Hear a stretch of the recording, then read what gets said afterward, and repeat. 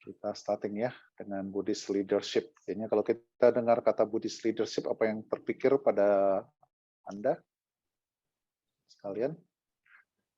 Mungkin bisa dikasih beberapa mic ya untuk kepada mereka-mereka yang ini jadinya bisa langsung komunikasi kita.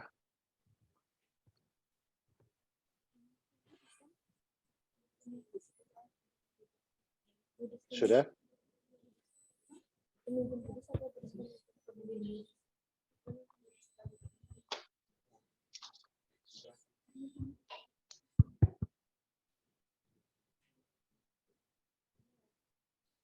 Amitabha. Oke, ya. Kalau sudah, oke, Buddhist leadership. Sorry untuk PowerPoint kali ini, karena ini udah materi yang cukup lama sudah siapkan, udah berapa tahun dari berapa tahun yang lalu untuk dibawakan selalu. Jadinya dalam bahasa Inggris nggak apa-apa ya, jadinya kita sama-sama belajar ya. So tahu pasti ada yang juga jago dalam bahasa Inggris kan, nanti tolong bantu terjemahkan ya untuk kata-katanya ya. Terima kasih. Ya kalau kita dengar kata Buddhist leadership berarti apa?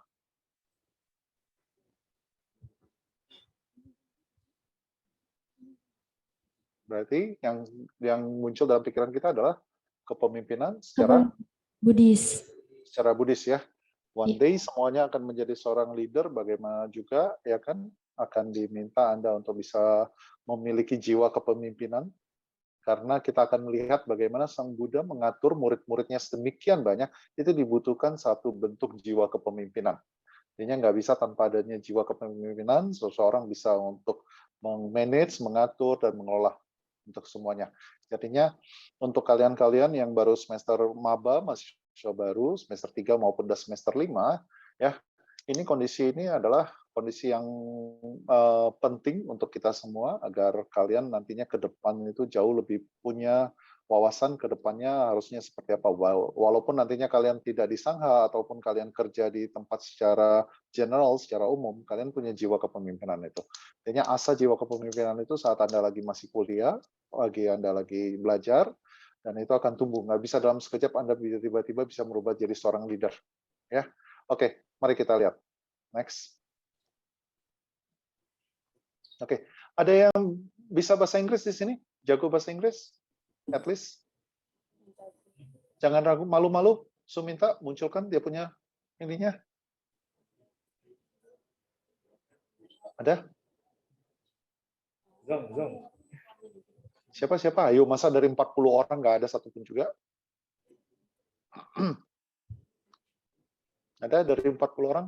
Maju aja, nggak apa-apa. Atau pegang mic-nya, tolong dibaca, kemudian bantu terjemahkan.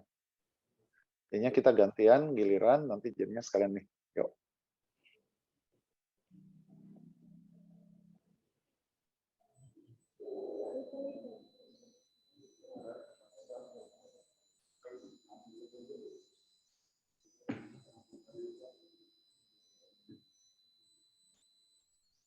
Ada siapa? Ada? Nggak ada yang mau berdiri nih? Atau volunteer untuk ini? Ya, nggak apa-apa. Maju aja, cobain aja. Beneran nggak ada nih. Biar kita bisa lebih interaktif.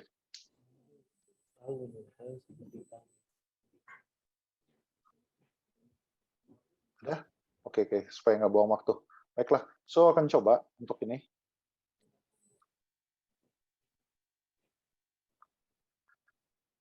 Saya balik lagi. Oke, kita lihat di Avatamsaka Sutra, commenting on the 3 reviews. Buddha said, taking reviews in the Sangha means one should make the Sangha a well-administered and a harmonious community for all sentient beings. From this comment, it can be seen that Buddhist Sangha communities were organizations which excelled in managerial skill management, Buddha approach. Ini kita lihat di Avatamsaka Sutra, di dalam komentarnya mengenai tentang 3 perlindungan, di mana Sang Buddha mengatakan, ya kan, mengambil perlindungan kepada Sangha berarti seseorang menjadikan Sangha adalah yang secara administrasi baik dan komunitas yang harmonis untuk semua makhluk. Dari komen ini kita bisa melihat kalau Buddhist Sangha komunitas dari Buddhist Sangha ini merupakan satu organisasi yang sangat baik dan manage dengan baik secara managerial skill, kalian managerial. Jadinya nggak main-main, jadinya kalau kita lihat Sangha sendiri harus dibutuhkan satu bentuk well administered, tapi juga ada kata harmonis. Jadinya kata harmonis ini paling penting. Kalau harmonis ini nggak bisa tercipta, ya tadi balik lagi, kalau kita selalu merasa mau compare terus sama yang lain, kita nggak sibuk terus, kemudian kita rasa kita nggak akan pernah bahagia, kita rasa selalu orang lain itu lebih baik apa segalanya, ya kita nggak akan pernah bahagia. Jadinya kunci pentingnya itu adalah well administered and harmonious. Jadinya untuk Sangha, supaya kita bisa hidup dalam komunitas Sangha yang baik adalah kita harus harmonis, itu kuncinya. Artinya kalau Anda sudah mulai membanding-bandingkan, Anda merasa Anda lebih tinggi, Anda merasa lebih ini, ya itu akan menjadi satu kondisi yang tidak baik. Ya, ini kita lihat. Oke, next. After the Buddha was enlightened, he taught Dharma at Deer Parks to his former attendants. Apa itu? Ada yang bisa ini? Ada yang bisa terjemahkan? Ayo, Sumita. Setelah Buddha. Setelah Buddha.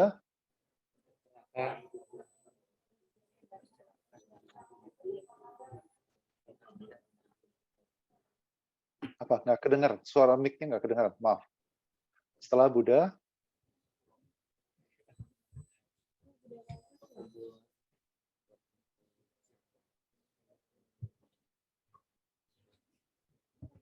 Kalau nggak satu orang untuk menerjemahkan satu halaman aja nanti. Kayaknya sama-sama kita belajar.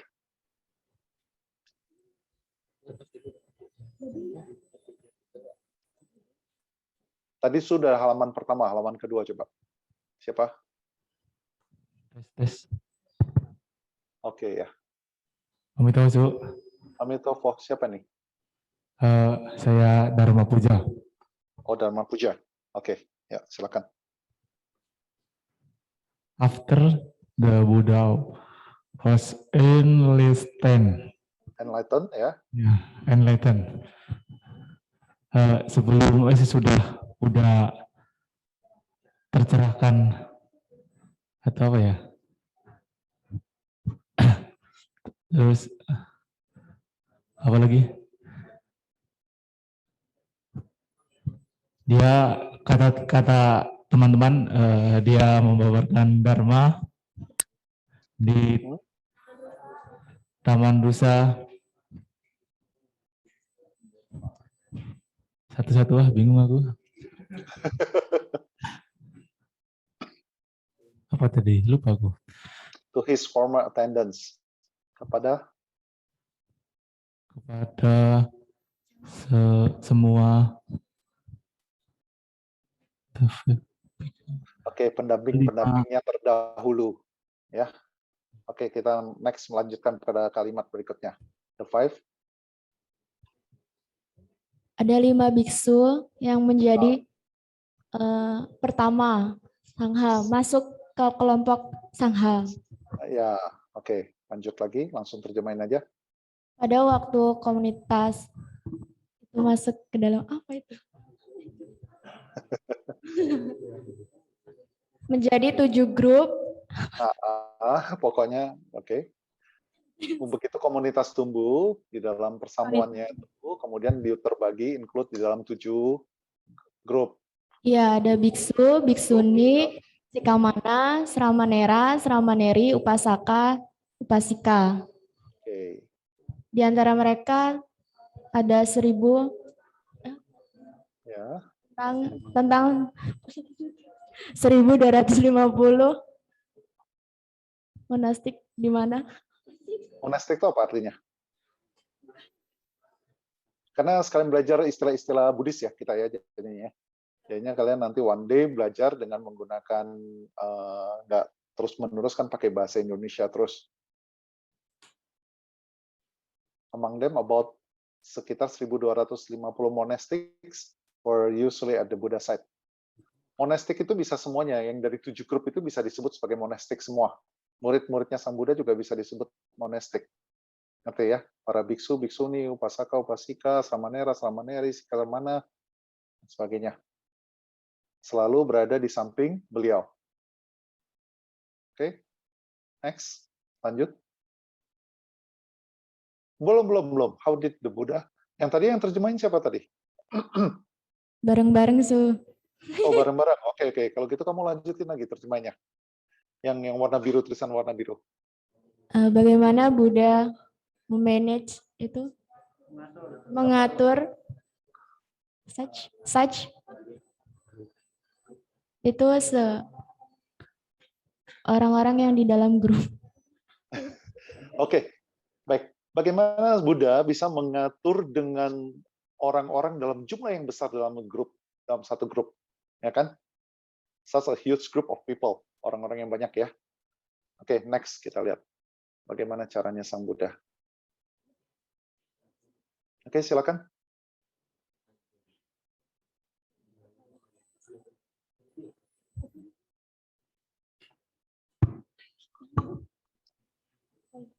Ini yang nggak suka bahasa Inggris langsung sakit kepalanya nih. Kualitas di dalam Dharma ya, Su? Bukan, equality. Equality itu kesetaraan. Kesetaraan di Dharma. Ya. Buddha mengajarkan semua makhluk apa itu? Buddha nature. Buddha nature itu apa? Kebudayaan. Iya. Dan semua manusia pada prinsipnya adalah sama. ya, prinsipnya. Kemudian lanjut lagi.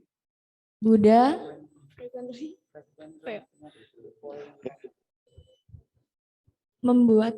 mengikuti komen. Dia biasanya akan mengikuti the following comment. Enggak, Buddha biasanya memberikan statement, komen itu kan memberikan statement dari diri dia, ya kan? Oke, lanjut. I myself. Diri saya hanya anggota Sangha dan saya do not govern. Saya tidak mengatur, tetapi Dharma yang mengatur. Ya. Buddha tidak pernah.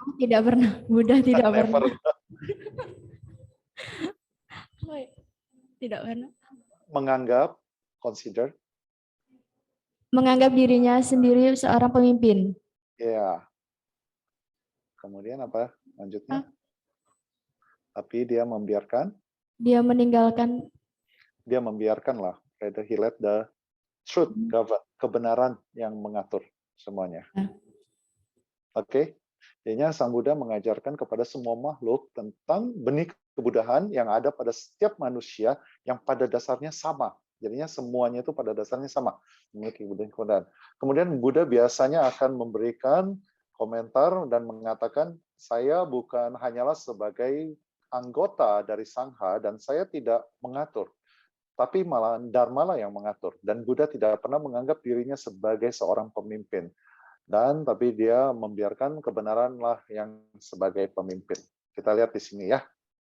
Karena yang terakhir kan dia tidak menunjukkan siapapun yang menjadi penggantinya, tapi dia sebutkan apa? Dharma dan Winaya lah yang akan menjadi pemandu untuk semua member Sanghanya. Oke, next. Ini mesti lanjut. Tadi yang tadi kan belum selesai ya.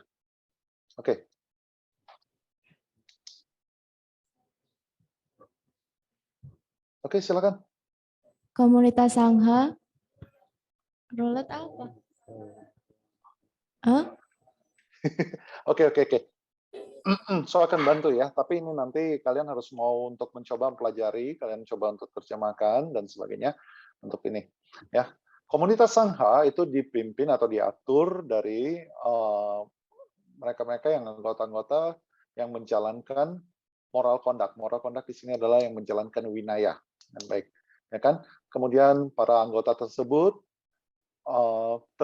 memiliki perbedaan hanya di dalam tingkat bagaimana mereka melatih diri, cultivation internal, secara pribadinya mereka melatih diri.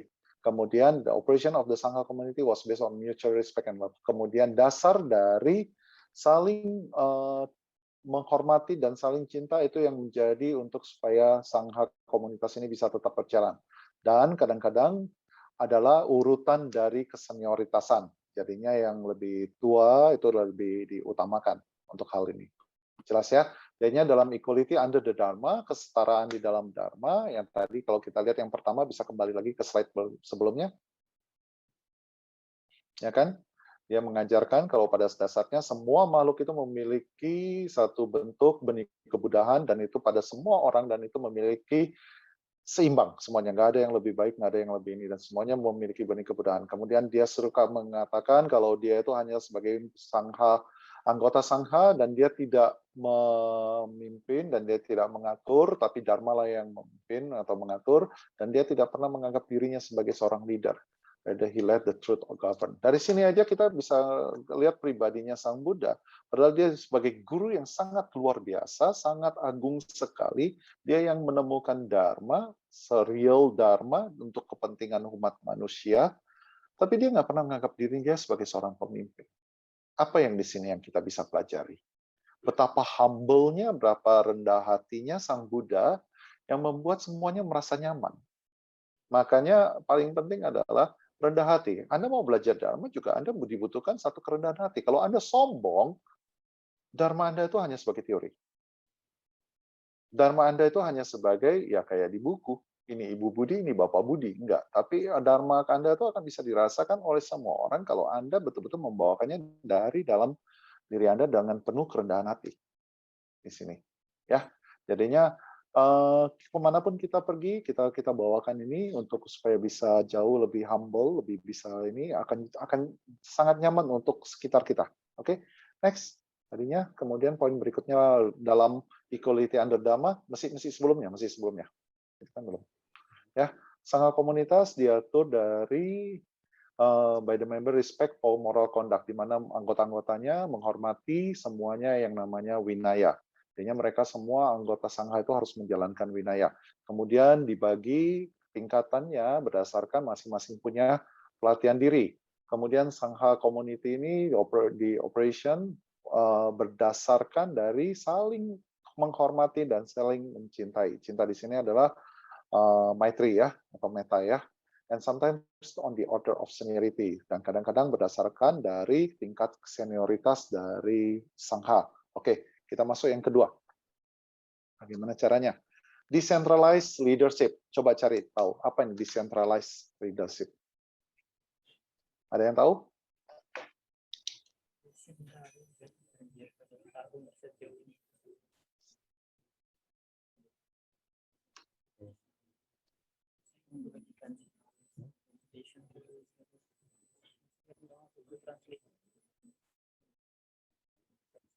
Ada yang tahu kira-kira apa itu decentralized? Desentralisasi kalau bahasa Indonesianya. Kepemimpinan yang bagaimana?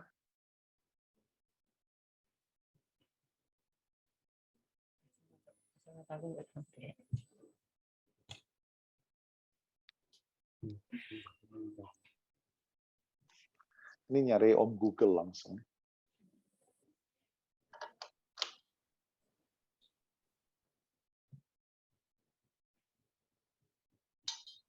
Ada yang bisa jawab? Tolong. Biar jadinya nggak cuma satu arah terus ngomong terus nanti.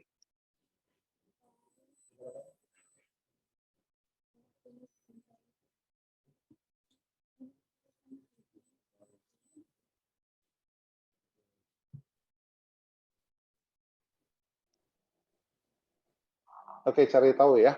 Desentralisasi itu ya. Desentral bagaimana kepemimpinan seperti apa desentralis. Sebenarnya gambar di bawah sudah menunjukkan. Ya kan? Oke, kita lanjut. The Buddha is the head of the Sangha community, led by his teaching and by establishing the precept for the group. Oke, Sang Buddha sebagai kepala dari Sangha, komunitas Sangha, dia memimpin melalui ajarannya dan bagaimana dia menerapkan winaya di dalam anggota membernya dia. Kemudian dia memilih beberapa biksu yang memiliki pengetahuan yang cukup dan cukup bijaksana, ya.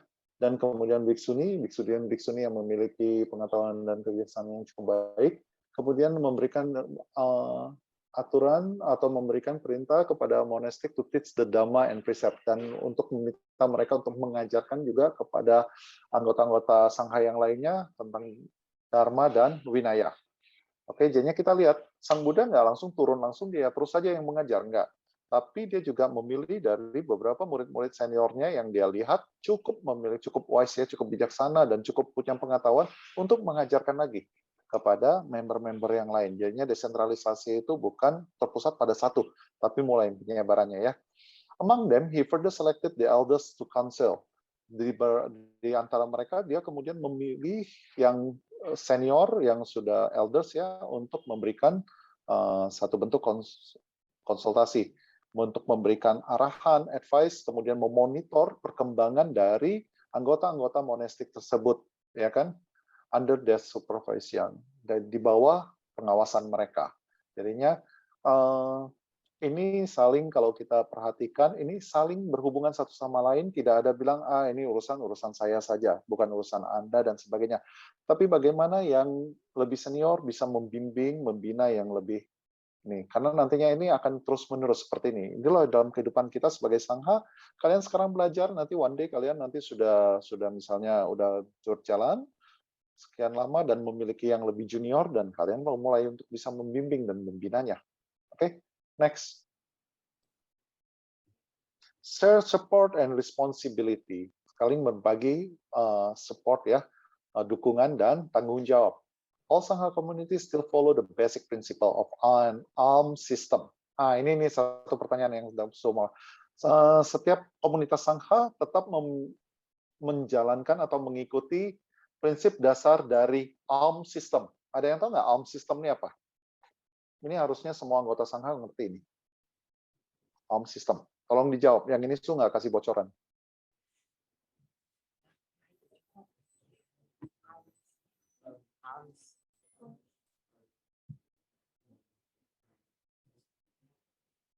Ada yang tahu?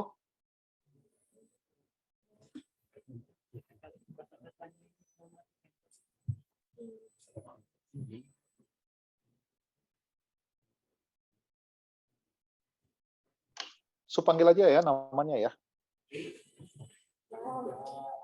Oke. Mau anak maba aja lah ya, semester baru ya. Yang dari Palembang. Dharma Wipasana.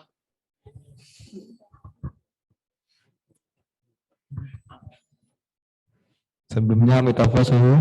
Amitofo ya. Alam sistem. Alms system apa itu? Apa ya? Jangan tanya Su lagi apa ya. Su nanya kamu. Ya Suhu tidak kok. Sistem Apa ya?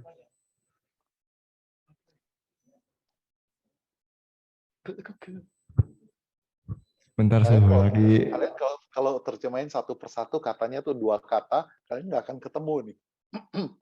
Tapi begitu nanti Su sebutkan, kalian pasti bilang, oh semuanya tahu. Apa ya? Sistem berbagi sudah kayak dana gitu Su. Kayak dana gitu. Kayaknya apa itu? Alams itu dana nggak sih? Nah, Kayak berbagi gitu Su. Jadi kayak sistemnya tuh saling berbagi satu sama lain. ya. Itu apa itu? Alms system itu. Itu sebenarnya, ya, kalau Su sebutkan ini kamu langsung pasti oh. Oke. Ya Su. Alms system itu adalah pindah patah. Oh, kencang banget oh-nya semuanya. Untung pakai masker kalian ya, kalau enggak semua dia punya dropletnya keluar semua nanti. All Sangha communities still follow the basic principle of an alms system. Semua anggota Sangha tetap mengikuti prinsip dasar dari Pindapata, as well as sharing support and responsibility. Demikian juga dalam membagi dukungan dan tanggung jawab. Jadinya semuanya mulai dari yang paling senior sampai yang paling junior. Itu semuanya. Oke, memiliki tanggung jawab dan saling support. Oke, next. Kayaknya nggak ada bilang sendiri, hidup sendiri, nggak ada yang bilang ya udah untuk saya saja, itu nggak ada. Jadinya betul-betul Sangha itu adalah kehidupan komunitas. Nggak ada bilang, oh saya mau mencapai tujuan saya untuk ini, jadinya saya cuek aja sama yang lain. Nggak bisa. Anda sudah dikasih tunjuk bagaimana Sang Buddha mengajarkan hal ini, saling harus berinteraksi satu dengan yang lain. Oke? Kita lihat yang berikutnya, yang keempat adalah mutual respect and harmony. Bagaimana saling menghormati dan harmonis, ya. Guided by the Dharma, the Sangha community practice the 6 points of the reverent harmony in communal living. Diarahkan atau dibimbing secara Dharma, di mana komunitas Sangha melatih 6 poin reverent harmony in communal living. Apa itu? Reverent apa?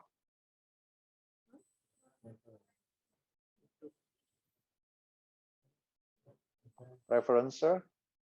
Komunitas Sangha mempraktekkan 6 poin untuk hidup harmonis dan komunitas.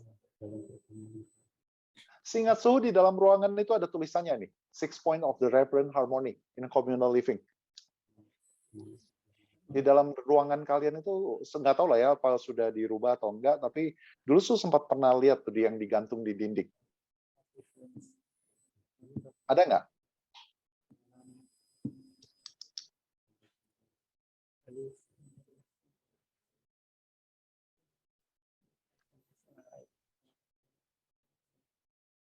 Liu He.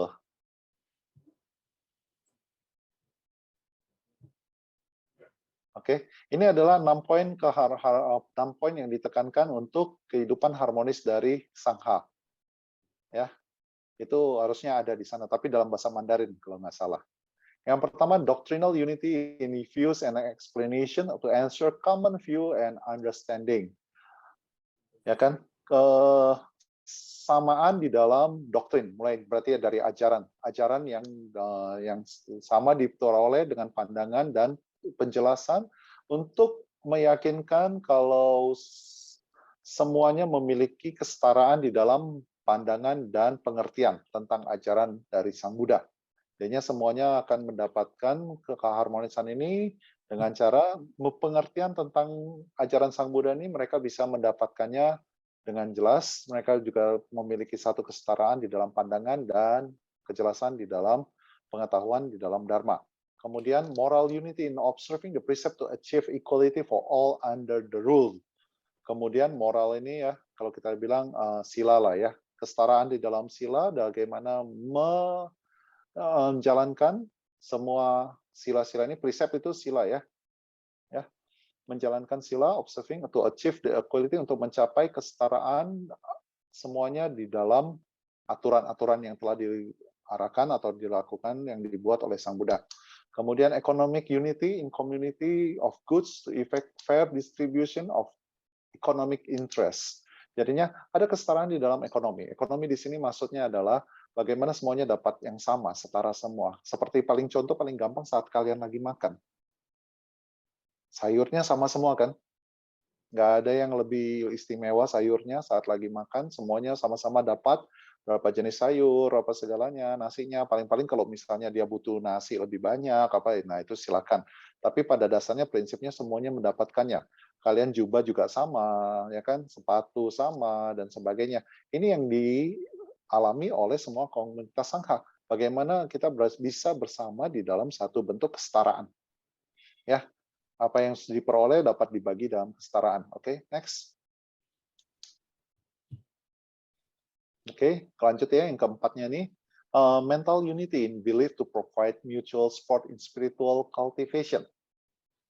Di mana ada kesatuan di dalam secara mental ya, memiliki keyakinan untuk memberikan dukungan satu sama lain di dalam akumulasi itu dalam cultivation ya, dalam secara pelatihan spiritual. Jadinya mental itu juga akan diberikan saling dukung satu sama lain untuk bisa melatih dalam pelatihan spiritual. Jadinya kalian saling bisa membangkitkan kalau ada yang lebih udah mulai malas dan sebagainya, kasih semangat, dan ini jadinya sama-sama bisa memperoleh manfaatnya nanti. Kemudian oral unity in speech to nurture compassion and love. Adanya kesetaraan di dalam bicara, komunikasi. Nah, makanya di sini adalah komunikasi yang dimunculkan kalau di dalam sangha itu adalah yang memiliki muatan di mana ada kasih sayang dan cinta kasih. Jadinya harus diingat untuk Anda kalau berbicara jangan kasar seperti Sang Buddha katakan, salah satunya adalah melatih diri dalam berbicara yang benar. Anda tidak memakai harsh word, tidak memakai kata-kata kasar dan sebagainya. Jadinya muatan Anda setiap kali kalau Anda lagi berbicara sama sesama teman Anda, sama komunitas yang ada di sana, selama lagi Pabaja ini maupun sudah nanti Pabaja, ingat muatan itu harus memiliki satu bentuk kasih sayang dan cinta kasih. Untuk hal ini akan memberikan satu keharmonisan yang betul-betul akan tercipta nantinya. Kemudian yang keenam adalah bodily unity in behavior to assure non-violence and harmonious living. Di mana dalam bentuk tindak tanduk ya, dalam bentuk tingkah laku ada kesatuan di mana tidak ada yang akan melakukan bentuk-bentuk kekerasan dan akan terciptalah kehidupan yang harmonis. Jadinya kalau kita lihat 6 ini diterapkan untuk sangha. Jadinya kalian yang udah jadi sangha, komunitas sangha saat ini, ya ini penting sekali untuk kalian jalankan karena sehingga membuat komunitas sangha itu menjadi satu kumpulan orang-orang yang hidup dalam keharmonisan. Oke, tadi kita lihat ada mental, oral, bodily, ekonomi, kemudian moral conduct-nya, kemudian doktrinnya, semuanya itu harus setara semuanya. Jadinya jangan pelit-pelit seandainya nanti ada teman Anda yang dia kurang ngerti, minta dijelaskan, tolong dijelaskan. Jadinya semuanya bisa mendapatkan manfaatnya dengan baik. Ya, oke, next. Yang kelima, communication and interaction. Komunikasi dan saling berinteraksi ya. Buddha periodically convened all members of the Sangha community on the 8th and 14th or 15th of each month to recite the precept. Sang Buddha secara periodik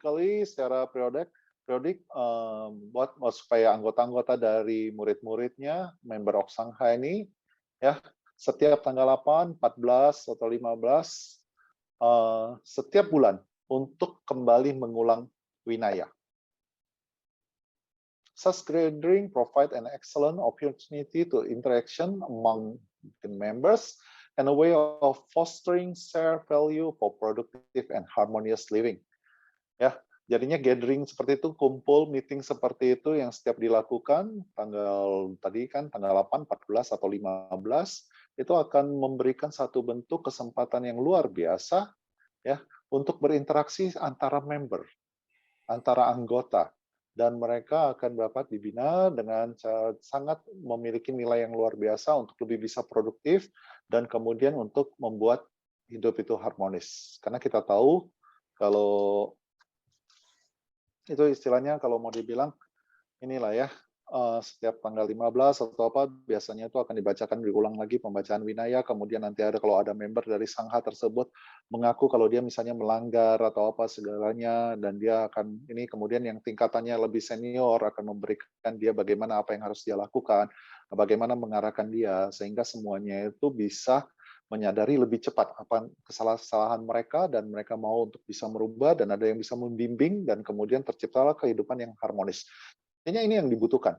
Jadinya saling berinteraksi satu dengan yang lain. Sang Buddha ini sudah melakukannya nih. Jadinya kalau mau dibilang, Sang Buddha ini bukan selfish ya, bukan ego ya, tapi dia lebih ke bentuk dia tahu manusia ini membutuhkan kondisi seperti ini, saling bisa mensupport satu sama lain.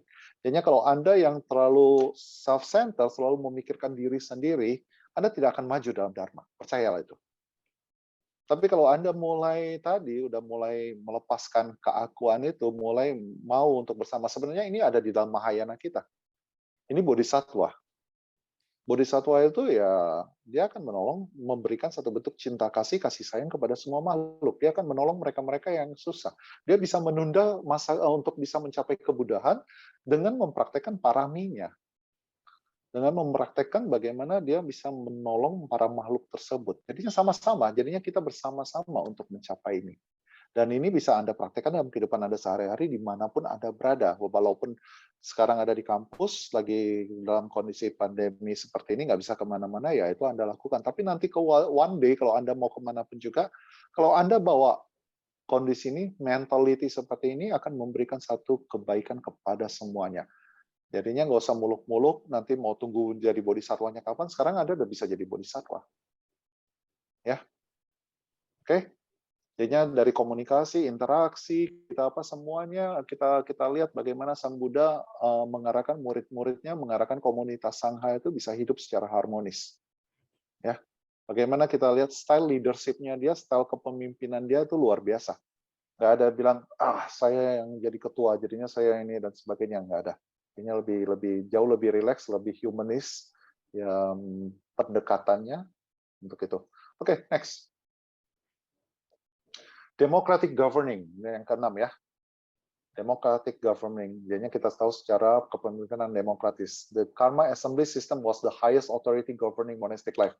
Karma Assembly ini adalah yang tadi, yang sebenarnya kalau Karma Assembly lebih ke arah ke waktu lagi pengulangan winaya dan sebagainya, ya itulah yang paling tertinggi dalam mengatur kehidupan Sangha. Makanya tadi kalau seandainya ada yang melakukan kesalahan dan sebagainya, itu diarahkan di sana juga semuanya, yang setiap tanggal 8, 14 ataupun 15 ya.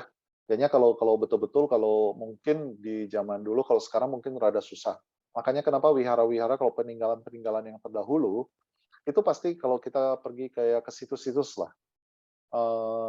ada satu tempat di mana kelilingnya itu adalah kayak parit gitu, atau setidaknya sungai gitu dan sebagainya, dikelilingin gitu.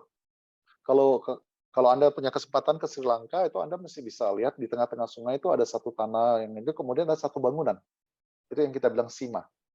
Di mana itu ada aturannya untuk kita bisa memberikan, kalau kita salah ya kita salah, kita ngomongin. Pengulangan winaya juga ada di sana. Jadinya itu dia fungsinya bangunan itu adalah seperti itu. Ya, jadinya itu merupakan satu bentuk cara bagaimana mengatur otoritas dalam kehidupan monastik, dalam kehidupan Sangha. Okay. Kemudian the goal of the system was to promote a democratic way of life. Ya, tujuan akhir dari sistem tersebut adalah untuk menunjukkan demokrasi di dalam kehidupan. Ya, the Karma Assembly meetings were regularly convened on the 15th of each month. Karma Assembly ini, di mana Sima ini, di mana akan membacakan semua tentang semua pengulangan kembali lagi winaya dan pengakuan sejujurnya dari semua anggota Sangha yang kalau selama sebelum ini ada melakukan kesalahan, disitulah dia ungkapkan. Ya, konven itu pengungkapan setiap tanggal 15 setiap bulannya, ya, on the 15. Oke, next. Kita lihat humanistic Buddhism. Nah, inilah dia tadi yang saya bilang bagaimana approach, kita lihat bagaimana Sang Buddha memberikan satu touch yang luar biasa, satu sentuhan luar biasa dalam dia menjadi seorang pemimpin. Pertama-tama aja dia nggak menganggap diri dia sebagai seorang leader.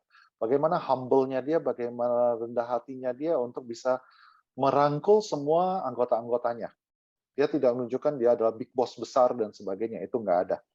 Ya, inilah dia bagaimana Sang Buddha mengarahkan kepada humanistic Buddhism. Humanistic Buddhism ini banyak sekarang dipraktekkan dalam Buddhis. Ya, salah satunya misalnya kayak Fo-Guang-Shan, mereka mempromot mereka adalah humanistic Buddhism. Ya, lebih approach kepada apa? Ceci juga kalau kita lihat juga seperti itu, mereka social activity dan sebagainya. Jadinya lebih ke arah bagaimana pendekatan menolong. Nggak usah tunggu sampai harus Anda mencapai pencerahan terlebih dahulu, Anda baru nolong. Tapi ini bisa semuanya, karena saat Anda menolong orang lain, tanpa Anda sadari Anda sedang membantu menolong diri Anda sendiri. Membuat Anda menjadi jauh lebih baik ke depannya. Okay. Humanistic Buddhism and its application to human resource management. Ini adalah bentuk humanistic Buddhism yang diaplikasikan dalam human resource ya. Human resource ini jadinya sumber daya manusia lah. Manajemen sumber daya manusia. Yang pertama, consider the strategic implication of the organization as a whole. Menimbang strategi yang dibutuhkan untuk diimplikasi kepada organisasi secara keseluruhan. Kemudian, membagi tanggung jawab dengan job definisi yang jelas, ya, pembagian job pekerjaan yang jelas. Jadinya tugas kamu apa? Kamu harus jalankan dengan penuh tanggung jawab. Jadinya semuanya ada bagian-bagiannya. Nggak ada istilahnya satu orang merasa dia paling hebat, kemudian dia jadi single fighter. Dia merasa dia yang paling mampu, kemudian semuanya dia yang mau pegang. Itu enggak. Tapi lebih bagus kalau dia memang punya kemampuan, itu dia bisa membimbing yang bawah untuk bisa melakukan juga. Sehingga kalau nantinya yang bawahnya bisa juga melakukan, dia akan bahagia. Tapi kebanyakan orang suka merasa kalau dia sudah mampu, dia nggak mau berbagi. Setelah dia nggak mau berbagi, dia merasa karena nanti kalau berbagi, nanti ada saingan. Kemudian keduanya adalah, kalau dia bisa punya kemampuan itu, sampai kapanpun orang selalu membutuhkan dia. Kadang-kadang muncul itu, keakuan, keegoan. Itu yang harus kita hilangkan. Sebagai member dari Sangha, apalagi kalian tinggal di dalam wihara, ya kan? Tinggal di dalam wihara, kemudian kalian harus bisa menjalankan ini dengan baik. Jadinya kalau memang tugas Anda apa, lakukan tugas itu. Jangan campur urusan orang terlalu banyak, tapi pekerjaan sendiri nggak dikerjakan. Ini sering terjadi. Makanya sering terjadinya jadi masalah. Oke? Kemudian, know the importance of coordination. Tahu bagaimana pentingnya adanya koordinasi. Jadinya harus terkoordinasi dengan baik. Nggak bisa main asal tabrak aja sana-sini, itu nggak bisa. Harus terkoordinasi dengan baik. Kemudian, plan the details with best intention. Kemudian, rencanakan secara detail. Ya kan? Apa yang kira-kira yang sangat terbaik yang harus bisa untuk dilakukan. Jadinya semua itu terencana dengan baik dan terencana dengan cara yang sangat detail. Jadinya nggak bisa bilang, oh mau melakukan ini, ya udah nanti aja, ya itu terserah nanti lihat nanti aja, itu nggak bisa. Itu harus kamu mesti betul-betul penjabaran secara jelas. Ini siapa? Yang bagian ini siapa yang akan kerjakan? Yang ini tanggung jawabnya siapa? Siapa yang akan kerjakan? Nanti dia mau bagaimana menjalankannya? Itu terstruktur dengan baik. Ya, kalau dengan cara menggampangkan, semuanya menggampangkan, nggak akan jalan. Dan kondisi ini. Oke. Kemudian next, kita lihat.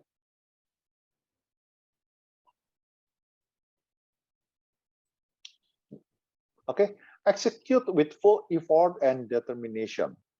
Putuskan sesuatu dengan usaha yang penuh dan tujuan yang jelas ya.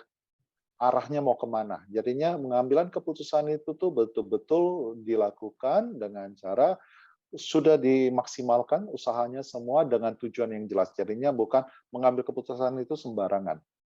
Jadinya kita lihat bagaimana, karena ini ke atas untuk kepentingan orang banyak. Kemudian report frequently and timely to inform one supervisor. Dan selalu ingat melaporkan secara periodik ya, untuk kepada supervisor. Tadi kita di depan kan udah lihat bagaimana Sang Buddha mengarahkan yang mereka-mereka yang lebih senior, yang lebih bisa untuk memiliki pengetahuan dan tanggung jawab, untuk bisa membimbing kepada yang lebih junior lagi. Nah, tapi yang junior ini harus bisa mau melaporkan secara frequently, secara ini tentang kepada yang membimbingnya dia. Jangan diem aja. Katanya nanti tiba-tiba jadi masalah aja. Jadinya adanya komunikasi dua arah itu penting. Dari atas ke bawah, bawah ke atas. Sehingga perkembangan dari yang satu, setiap orang itu bisa terpantau dengan baik. Kemudian take responsibility and be accountable for them. Ambil tanggung jawab. Jangan suka lepas tanggung jawab. Anak zaman now ini suka melepas tanggung jawab. Ya, anak zaman apa ini sekarang? Z ini. Ya, kalian-kalian untuk lebih belajar untuk memiliki tanggung jawab. Jadinya kalau dikasih satu tugas, jalankan dengan baik, dengan penuh tanggung jawab. Ya, jangan main lepaskan aja atau main lempar ke orang lain, lempar sana, lempar sini, itu sangat nggak baik. Ini kita lihat Sang Buddha bagaimana dia mengajarkan ini sangat-sangat masuk ke dalam diri kita ya, and accountable for them, dan bisa apa ya, kalau mau dibilang bisa diandalkan lah. Jadinya kita bisa mengambil tanggung jawab dan kita juga bisa diandalkan. Evaluate performance and follow up. Selalu mengevaluasi hasil apa yang kita lakukan, ya, dan follow up kembali lagi. Semua apa yang telah kita lakukan. Jadinya satu komunitas itu adalah hidup bersama-sama, apalagi sebagai sangha kita harus bisa hidup bersama-sama. Jadinya kita bisa care satu sama lain. Kita lihat Guru Agung kita bagaimana dia bisa membuat ini semua mengarahkan kita semua untuk bisa hidup. Makanya dia nggak pernah menunjuk siapapun akan menjadi pengganti dia. Kalau dia tunjuk satu orang aja pasti akan jadi ribut. Tapi kalau dia bilang Dhamma dan Vinaya sebagai penggantinya, semua orang akan mengikuti karena kita lihat bagaimana keseimbangan di dalam Dharma, keseimbangan di dalam melakukan Vinaya dan sebagainya. Ini akan jalankan dan semuanya akan mengalami harmonis. Makanya kenapa ajaran Sang Buddha ini bisa segitu lamanya tetap ada eksis. Berapa banyak ajaran-ajaran lain itu udah hilang, nggak ada lagi.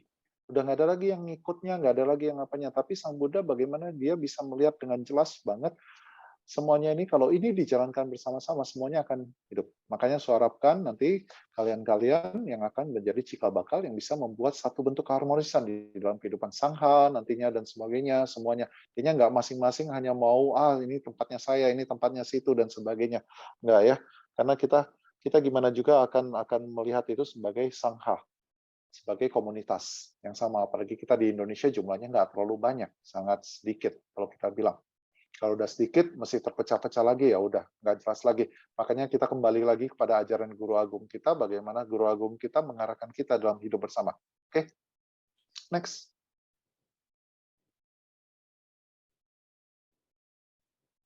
Oke, sebagai tambahan, it is essential that between the superior and the subordinate, there should be honest communication, mutual respect, active participation, self-motivation, and evaluation with sincerity, frankness, and frequent consultation and coordination.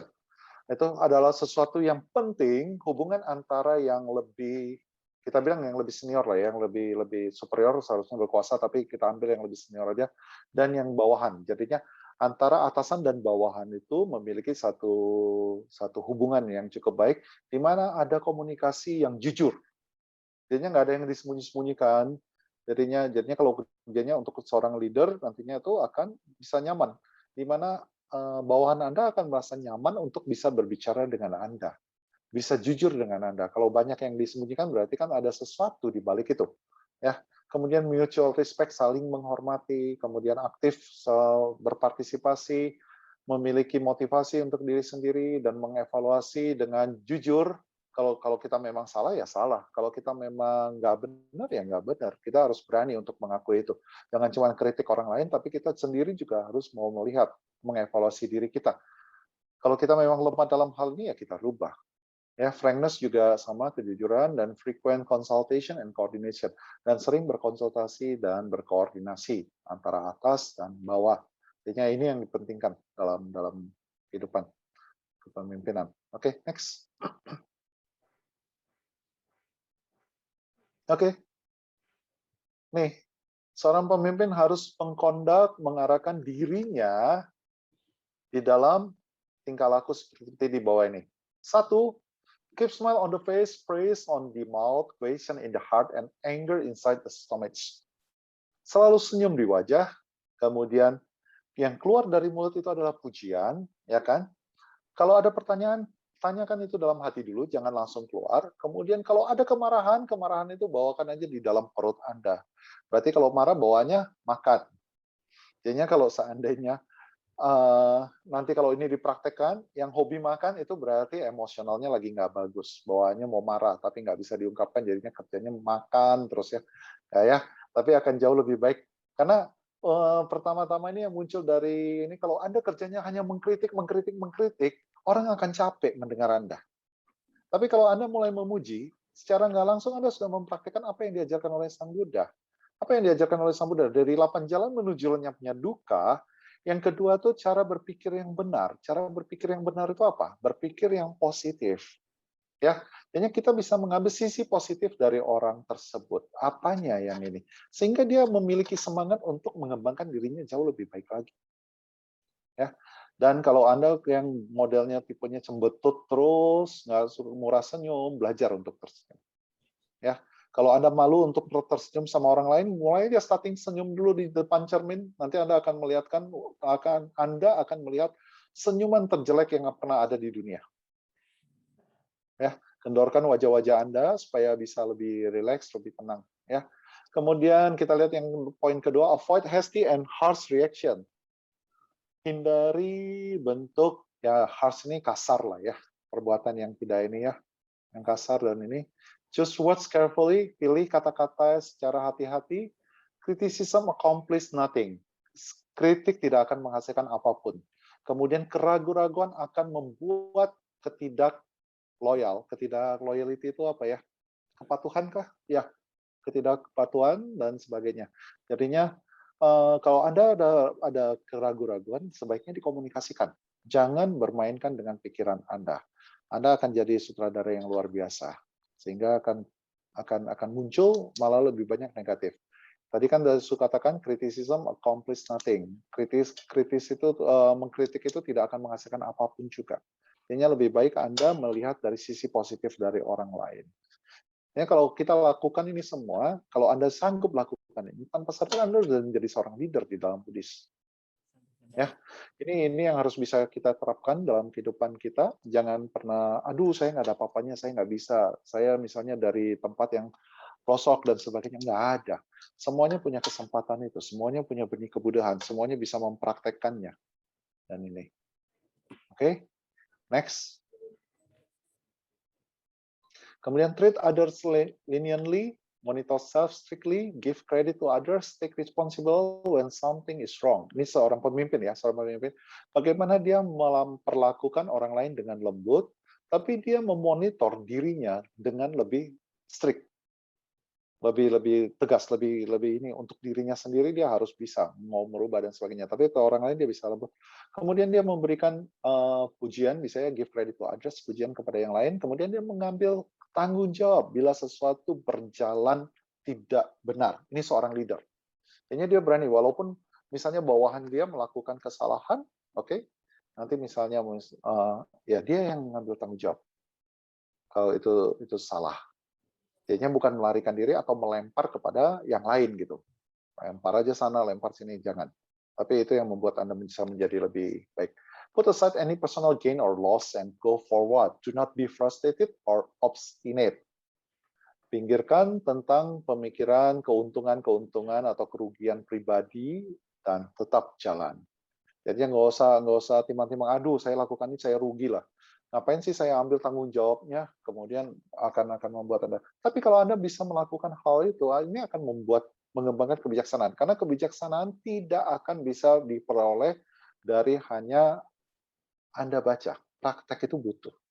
Ya, knowledge bisa bertambah, tapi saat lagi menghadapi situasi belum tentu hal itu bisa dipraktekkan dengan baik. Do not be frustrated, jangan frustasi, or obstinate. Apa nih obstinate? Ayo, final terakhir nih, obstinate. Ada yang tahu nggak? Tolong terjemahkan.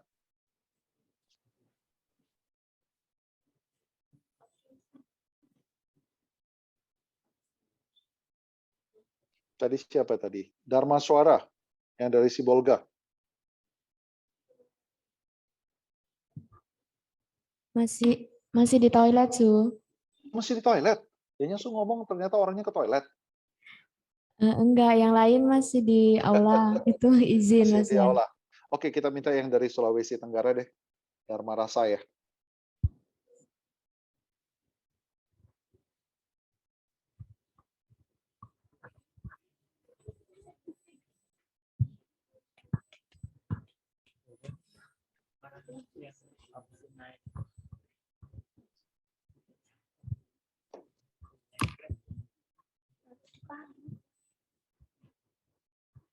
Iya, Suhu. Ya, obstinate itu apa? Obstinate ya. Obstinate itu kayak obstinasi. Obstinasi. Obstinasi itu apa?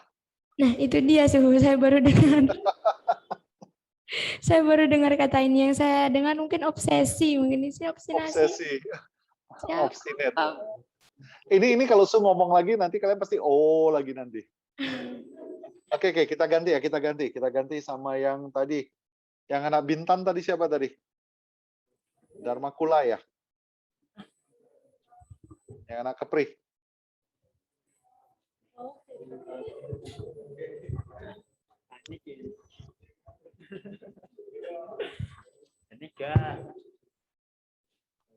Ya, Su.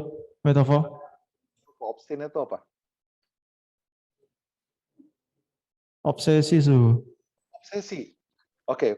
Su kasih tahu, obstinate tuh bahasa Jermannya tuh Auban. Oh ya, Tahu nggak kamu Auban apa? nggak tahu Su. Kamu tanya sama yang dari Sibolga, Auban itu apa? Atau kalau nggak di situ ada Su apa? Chuan Xiang ya? Ada nggak yang dari Taiwan atau apa? Nggak enak Su. Nah, ini Iya. oke. Semoga kamu nggak termasuk yang obstinate. Obstinate itu artinya keras kepala. Oh, enggak Su, saya nggak keras kepala. Kamu nggak keras kepala ya? Enggak. Bagus kalau kayak gitu. Oke, ya. Jadinya jangan frustasi, jangan keras kepala. Itu yang paling penting. Oke, next. Kita lihat. Understand the big picture, make peace with everyone, let communication flow freely up and down, strive for agreement. Ya kan? Lihat secara besar. Jadinya di sini diharapkan Anda kalau mau jadi leader harus mempunyai pandangan yang besar. Ya kan? Make peace membuat nyaman untuk semua orang, membuat damai untuk setiap orang, kemudian membuat komunikasi itu bisa berjalan sangat baik, mau baik ke atas maupun ke bawah. Jangan sampai mandek di satu tempat dan ini. Jadinya komunikasi itu bisa berjalan dengan lancar antara yang atas maupun ke bawah, antara leader sama bawah. Ya kan? Strive for agreement, selalu usahakan adanya persetujuan sama-sama. Yang keenam, serve others, keep your own world, look forward and plan, understand self and others. Ya kan? Serve other, melayani yang lain, ya kan? Pegang ucapan Anda, melihat ke depan dan memiliki rencana, kemudian mengetahui diri sendiri dan yang lainnya. Jadinya dari sini kita lihat poin-poin ini semuanya ini bisa membawa Anda untuk menjadi seorang leader yang diarahkan secara Buddhism. Ya, bagaimana sebenarnya kalau kita bilang kalau kita amati yang poin-poin ini semuanya tidak mengarahkan untuk kita menjadi egois, tidak mengarahkan kita menjadi keakuan kita makin besar. Makanya kan banyak orang lupa daratan, kan suka dibilang tuh kalau dulu, kalau mau lihat aslinya orang kasih jabatan. Begitu dia dapat jabatan, begitu dia dapat posisi, muncul tuh sifat aslinya. Sebelumnya kan misalnya nggak jelas lah, janji-janji atau apa dan sebagainya. Tapi kalau begitu dikasih jabatan, baru kelihatan sifat aslinya. Makanya kenapa Sang Buddha approach-nya ini bukan lagi kepada aku, kepada saya, tapi mulai kepada untuk lingkungan yang paling terkecil sampai lingkungan yang paling terbesar. Oke? Ya, next. Oh, masih ada lagi. Adjust and adapt, be considerate of others, take advantage of any opportunity, make the most out of your life. Ya kan? Adjust and adapt, bisa beradaptasi ya. Dan consider kepada orang lain, mengambil keuntungan dan oportunitas, ya kan, make them the most out of your life, ya kan, membuat itu menjadi sesuatu dalam kehidupan Anda. Be humorous, kalau bisa humoris ya. Listen attentively, mau mendengar dengan baik, study carefully, pay respect to others' opinion with a kind salutation, ya kan, mau belajar dengan baik, kemudian memberikan hormat kepada yang lain, pendapat yang lain dengan cara memberikan satu bentuk penghargaan. Jadinya jangan merasa setelah menjadi leader Anda memaksakan apapun yang Anda ngomong harus diikuti. Tapi mulai juga untuk bisa mendengarkan yang lain sehingga semuanya bisa memperoleh satu bentuk kebahagiaan dan keharmonisan. Oke. Surasa selesai nih. Next coba lihat apa? Oh ya, sudah selesai. Amitofo. Yaitu dia. Ya, saya harapkan kalian semua yang ikut bisa mengambil dia punya ininya, bagaimana kehidupan Sangha itu yang sebenarnya adalah satu bentuk yang mengarah kepada keharmonisan. Mau untuk bisa maju secara spiritual life, Anda harus bisa humble, bisa rendah hati, nggak boleh tinggi. Mau Anda mau posisinya mau siapapun juga, Anda harus bisa down to earth, bisa membumi, itu sangat membantu Anda. Ya, oke. Baik. Waktunya habis ya nih ya. Padahal ada satu lagi, tapi ya udahlah nggak apa-apa lah, nggak usah. Ini aja. Baik. Ada yang mau bertanya nggak sebelum ditutup? Satu pertanyaan atau dua pertanyaan? Masih ada waktu kan? Masih bisa kan untuk pertanyaan supaya jangan terjadi satu kesalahan dalam mempersepsi apa yang tadi Su.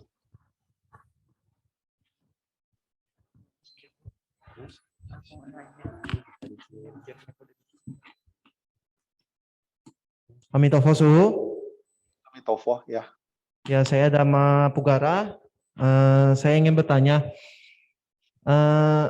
bagaimana tips atau pendapat Suhu, nasihat-nasihat Suhura agar kita misalnya sebagai pemimpin atau leader ketika menghadapi anggota kita yang susah untuk dibimbing atau keras kepala itu bagaimana gitu. Terima kasih, Su. Oke, ya. Kalau kita punya member yang keras kepala, yang susah dibimbing dan sebagainya, biasanya Anda harus melakukan personal approach. Personal approach itu adalah pendekatan secara pribadi. Jangan misalnya mengkoreksi dia atau mengkritik dia di depan orang banyak. Karena bisa jadi dia akan menunjukkan self-defense mekanismenya dia, bagaimana dia untuk melindungi dirinya, dia akan menunjukkan cara yang bertentangan untuk melawan dan berusaha untuk tidak mengikuti apa yang ini. Tapi kalau Anda secara personal, empat mata misalnya, Anda ketemu dalam kondisi suasana yang santai dan sebagainya, Anda mulai bisa bertanya, seperti misalnya dia punya masalah nggak? Secara pribadi dia punya kendala atau apa enggak yang bisa dibantu untuk disolusikan. Karena biasanya orang-orang yang menampilkan dengan seperti itu tanpa disadari di balik itu dia sendiri punya satu masalah yang dia belum bisa selesaikan. Sehingga secara emosional juga enggak ini, kemudian dia menunjukkan satu bentuk pembangkangan, sebenarnya itu bukan satu bentuk pembangkangan yang seperti apa, tapi itu lebih ke arah dia nggak bisa memanage untuk dirinya sendiri. Oke, kayaknya kalau mau dibilang orang member-member yang seperti itu, mereka tuh sebenarnya dalam keadaan duka, ya. Jadinya Anda jangan melihat dia menjadi sebel. Kalau Anda melihat dia tambah sebel, ya nggak akan selesai, nggak akan create. Kayaknya kalau kita sudah tahu permasalahan dia apa, kita bisa bantu dia menyelesaikan permasalahan dia, mungkin dia akan appreciate Anda akan luar biasa. Jadinya tadi seperti dalam komunikasi kan memakai kata-kata yang lembut, ya kan bersikap yang lembut. Kemudian bagaimana untuk bisa menghormati, menghargai yang lain dan sebagainya. Ya, ini yang harus kita jalankan. Kita kalau mau jadi leader. Oke, cukup? Cukup, Ya, Su. Terima kasih, Su. Amitofo. Amitofo. Ada lagi yang lain? Satu last question, pertanyaan terakhir.